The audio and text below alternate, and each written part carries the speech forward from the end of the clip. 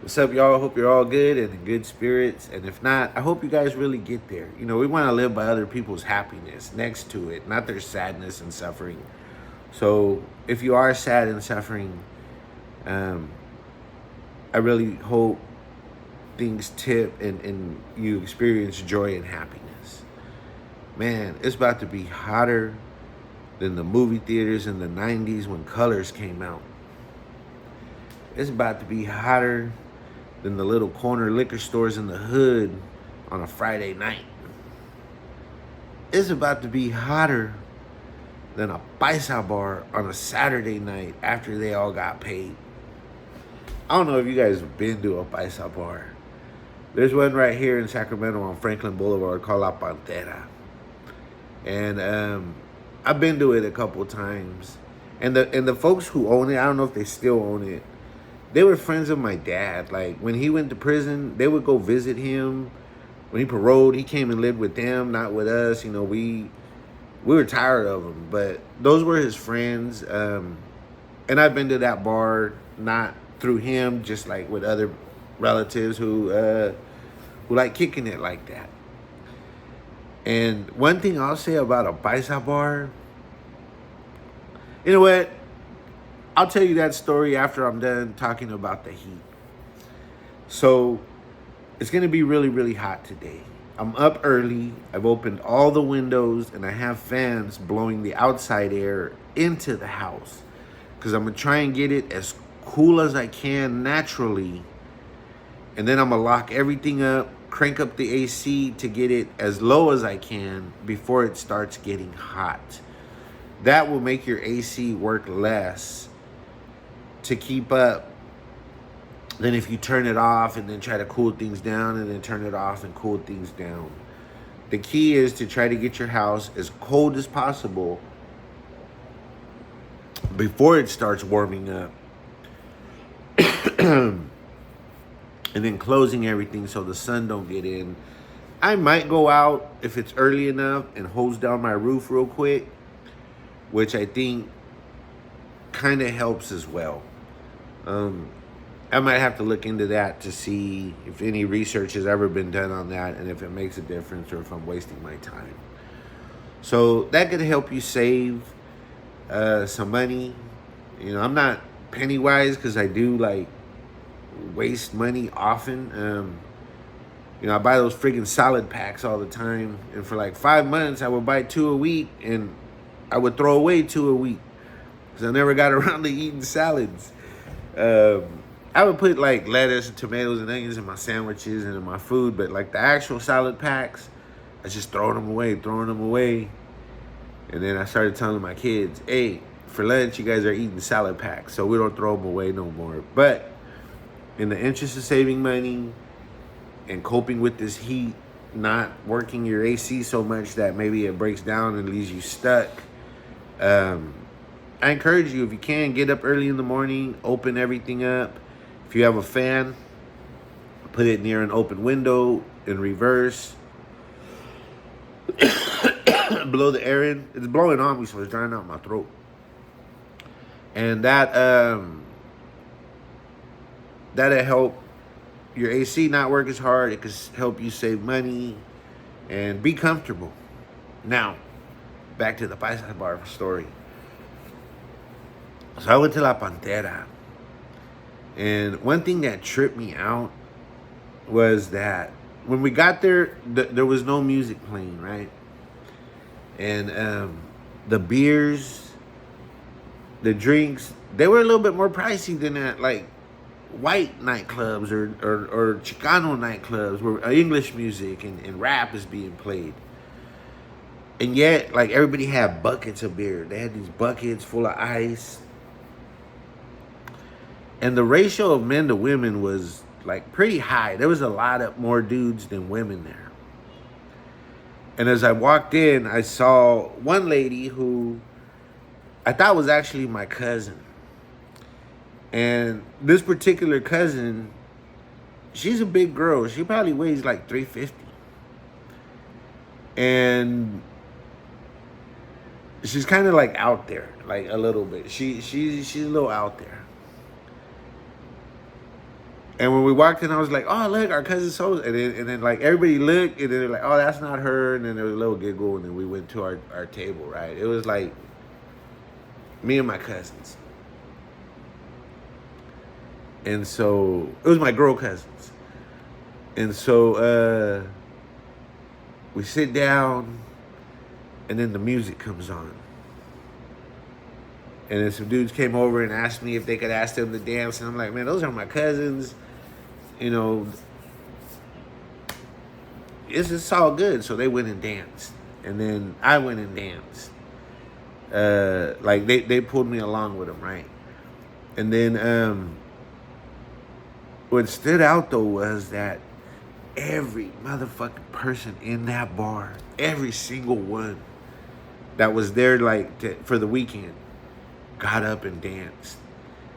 You know, I most of the clubs I've gone to when I used to go were, you know, I would go with homies, Mexicans that didn't even speak English, and there was no Mexican music being played. Like this is maybe the 90s, 2000s.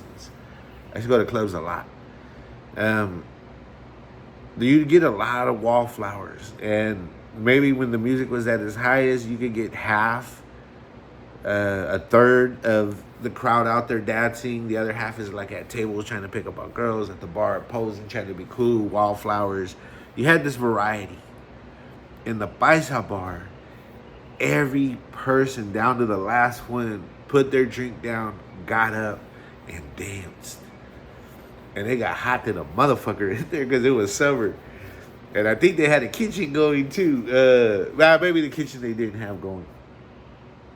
But it was in the hood. The infrastructure is not the greatest. Maybe the AC was at full capacity. The swamp cooler. It was hella hot. But more than anything, what stood out was that everybody friggin' danced. Every single last person. And there's kind of a side story to this. At the time, I used to work at Walgreens. And I had the graveyard shift. So these two ladies would come through like at 2:30 in the morning. And I think I've told the story as part of a different moral of the story. Or maybe the same one. But today it has to do with dancing. And they were about like 60 and 70 years old. There was a white lady and an Asian lady. And they would come in like with a fishnet outfit, and you can see their panties and their bra, or like really racy, salacious clothing on these really mature women. Again, like 60s and 70s. Or maybe 60s, like mid 60s. And I remember there was a security guard there who, like, he didn't have a girl. And I'm like, man, you should talk to one of those. He's like, yeah, I don't like women like that. They were being judged on their outfit. So I'm at La Pantera, and I see them there, dressed like they're normally dressed. And I kid you not, when that music came on, they had a line of like 5 or 6 dudes who, you know, but like this, I love women, so I can say this comfortably. They were good-looking people. You know, they were good-looking young dudes, and they were like competing for these women's time because maybe they don't see a woman all day long in the course of their work. You know, they might go to work with a bunch of dudes, maybe see a woman out there while they're working, come home, maybe live with a lot of guys because, you know, a lot of them are immigrants, and you know, they have to collaborate to grow. And that, I thought those ladies were pretty cool when I saw that, because like they were good dancers too. They were hella good dancers, and they're dancing. Like I'm just kind of moving, watching the crowd, seeing what's going on, and I was watching them, and like these vatos would throw them in the air, catch them, and man, these two rucas were like in heaven, and I don't even get like that they were out there like being promiscuous or anything, because they were dancing, and they were good dancers, and I would see them like at 2:30, so they weren't like going home with people. Even if they did, who gives them? That's not my business. But I would see them afterwards. They would stop at the pharmacy, get some waters or stuff, and on their way home. And so after I seen them at the club, when they came through the line and I was working on a different day, I told them I saw them and I asked them, or maybe I even asked them before what they did or something. And they said they were retired, and they were one was like a registered nurse, and the other one was like an administrator at the hospital. That's how they had met. And so they both had like good careers. A registered nurse, she makes bank, man. A registered nurse probably makes at least $150,000 a year, I'm guessing, depending on whether they're in an emergency room or whatnot. But you know, I remember I would know people's like, I'm gonna be a nurse, and in my mind I would think, no, you're not.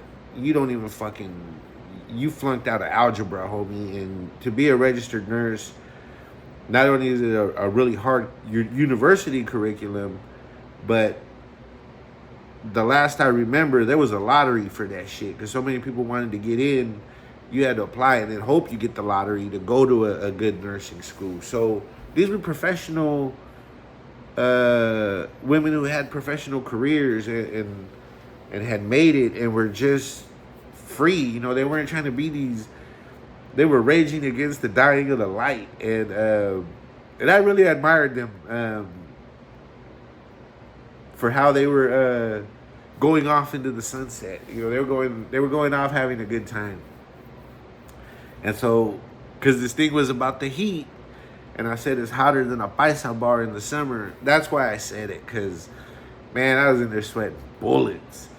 Again, man, you got all these bodies and everybody's just jamming, and I'd never seen anything like that. Like, where every single person, to the last one, and even, you know, my relatives look alike. I didn't expect her to have a crowd of dudes on her, but after that, like, I would tell women, you know, like professional women, university and offices, man, I can't find a guy. I'm like, man, you need to go to a paisa bar, because, you know, you'll find what you're looking for sure, man. You'll have a lot to pick from, and at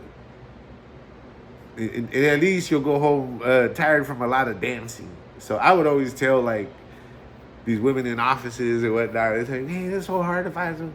You need to go to the paisa bar. You will dance you would dance your problems away at best, or at worst. At worst, you'll dance your problems away. At best, you'll meet someone and raise kids with them and all that. So, anyways, it's gonna be really hot. Make sure your dogs have water. Lots of cold water. Bring them in if you can. The air will probably be really bad.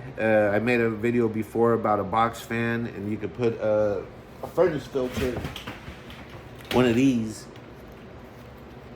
behind one of those, and it'll clean the air. Like, I should have this on it right now so that it's filtering the air that it's pushing into the house.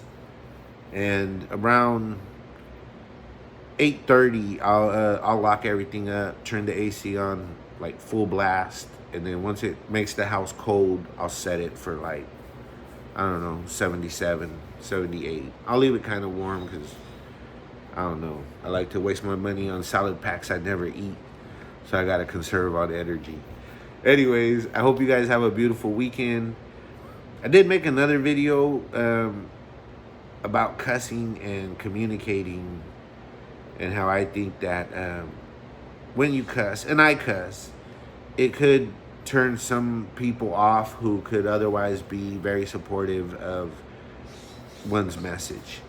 So I might redo that one and post it. If not, I'll just post it as is, hopefully. And maybe I'll post the public comment I made, because it really resonated with a lot of people here in town, and I feel pretty good about that. So I hope you guys have a wonderful day. Much love.